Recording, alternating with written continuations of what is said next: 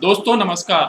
आज इस वीडियो में हम बात करेंगे कि ऐसी वो कौन कौन सी इनकम है, कौन सी आय है जिस पे कि आयकर नहीं देना होता, जो कि आयकर से कर मुक्त होती है, पूर्णतः टैक्स फ्री होती है।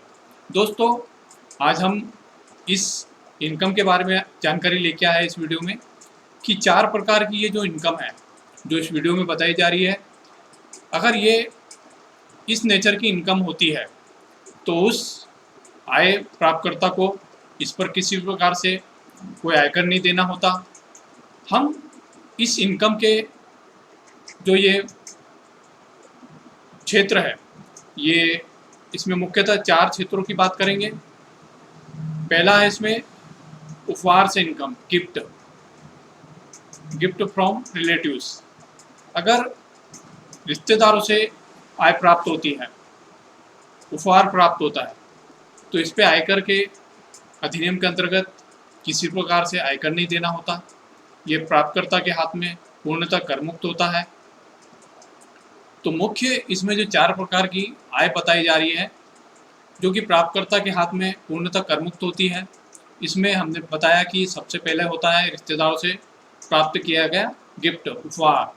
ये पूर्णतः कर मुक्त होता है। हालांकि जब भी आयकर रिटर्न भरा जाए तो इसकी रिपोर्टिंग आयकर रिटर्न के जो टैक्स फ्री वाले कॉलम है उसमें ज़रूर कर देना चाहिए, ताकि जब इस इनकम को आप इन्वेस्ट करते हैं तो उससे होने वाली जो इनकम है वो भी आपको आयकर रिटर्न में बतानी होती है। तो आयकर डिपार्टमेंट के नॉलेज में ये जानकारी आ जाती है कि ये जो इन्वेस्टमेंट किया गया है, ये जो इनकम प्राप्त की गई है, इसका सोर्स क्या है। दूसरी जो टैक्स फ्री इनकम है वो है ग्रेजुटी। दोस्तों जब कर्मचारी द्वारा किसी एम्प्लॉयर के यहाँ अपनी सेवाएं दी जाती हैं, सरकारी कर्मचारी द्वारा अपनी सेवाएं दी जाती हैं, तो इनको रिटायरमेंट पे जो ग्रेजुटी मिलती है वो कर मुक्त होती है। इस पर जो भी सरकारी कर्मचारी हैं उनको जब रिटायरमेंट पे ग्रेजुटी प्राप्त होती है तो ये पूर्णतः आयकर मुक्त होती है, कर मुक्त होती है। तो एक होती है इनकम रिश्तेदारों से प्राप्त किया गया गिफ्ट, दूसरा ग्रेजुटी। ये दोनों ही इनकम प्राप्त करने पर प्राप्तकर्ता को किसी प्रकार से आयकर नहीं देना होता, ये पूर्णतः टैक्स फ्री होती है, कर मुक्त होती है। तीसरा हम इनकम की बात करेंगे स्कॉलरशिप। जब भी स्कॉलरशिप प्राप्त होती है तो ये भी पूर्णतः कर मुक्त होती है। स्कॉलरशिप जिस भी स्टेटस में प्राप्त हो, जहाँ से भी प्राप्त हो, ये पूर्णतः कर मुक्त होती है। स्कॉलरशिप की जो अमाउंट होती है वो वार्षिक रूप से प्राप्त होती है। तो ये जो राशि प्राप्त होती है प्राप्तकर्ता के हाथ में, ये आयकर से पूर्णतः कर मुक्त होती है। तो दोस्तों पहली इनकम थी रिश्तेदारों से प्राप्त किया गया उपहार, गिफ्ट। दूसरा कर्मचारी द्वारा प्राप्त किया गया ग्रेजुटी। तीसरा स्कॉलरशिप। चौथी इनकम जो होती है वो होती है खेती की आमदनी, एग्रीकल्चर इनकम।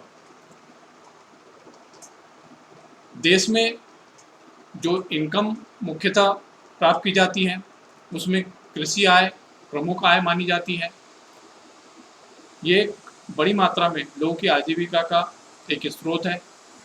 तो चौथा जो इनकम होता है खेती की जो आमदनी होती है, एग्रीकल्चर इनकम, ये भी आयकर से पूर्णतः मुक्त होती है, कर मुक्त होती है। इसी भी इस पर किसी प्रकार से कोई आयकर नहीं देना होता। तो इस वीडियो में हमने ये जानकारी दी कि कौन कौन सी ऐसी 4 इनकम है जो कि कर मुक्त होती है। चौथी इनकम एग्रीकल्चर इनकम होती है, खेती की आमदनी। अब ये डिपेंड करता है कि जो खेती की आमदनी है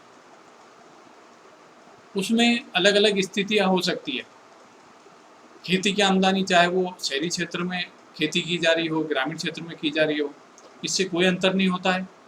साथ ही साथ में अगर कोई व्यक्ति अपनी स्वयं की खेती करता है या किसी दूसरे व्यक्ति की खेती अनुबंध करके करता है, तो इससे कोई फर्क नहीं पड़ता। ये जो इनकम कहलाती है ये उस व्यक्ति की एग्रीकल्चर इनकम कहलाती है, खेती से इनकम कहलाती है, और ये भी आयकर में पूर्णतः कर मुक्त होती है।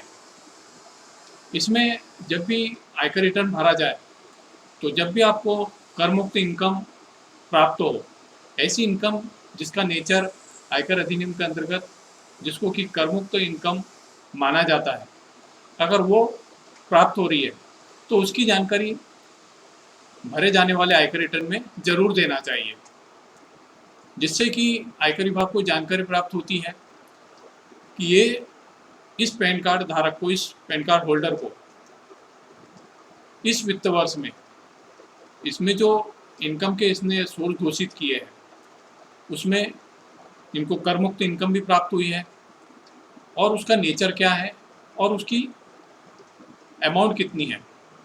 जब भी इस राशि को, जो कि आयकर से मुक्त कर मुक्त होती है, भविष्य में इसको इन्वेस्टमेंट किया जाता है और इन्वेस्टमेंट करके इस पर इनकम प्राप्त होती है, तो उस समय किसी प्रकार की समस्याओं का सामना, नोटिस आदि प्राप्त करने का ये करदाता को नहीं होता, क्योंकि उनके द्वारा जब उनको ये कर मुक्त आय प्राप्त होती है तो इसकी जानकारी वो अपने आयकर रिटर्न में पहले से दिए होते हैं।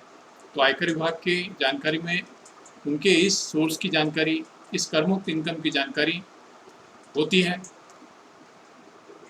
इस कारण से उन्हें भविष्य में इस इनकम पर होने वाली या इस इनकम को जब वो इन्वेस्टमेंट करते हैं तो उससे आयकर विभाग के नॉलेज में ये जानकारी होने से इनको भविष्य में किसी प्रकार के नोटिस आदि का सामना नहीं करना पड़ता। एग्रीकल्चर इनकम हो या रिश्तेदारों से प्राप्त किया गया गिफ्ट हो, इसकी कोई ऐसी सीमा नहीं है कि निश्चित की राशि तक या राशि से अधिक ही कर मुक्त है। कुल प्राप्त की गई राशि इसमें आयकर मुक्त मानी जाती है। तो दोस्तों, इस वीडियो में दी गई जानकारी आपको कैसी लगी, इसको लाइक करिएगा और अधिक से अधिक लोगों के साथ शेयर करिएगा। मिलते हैं नए वीडियो में। धन्यवाद।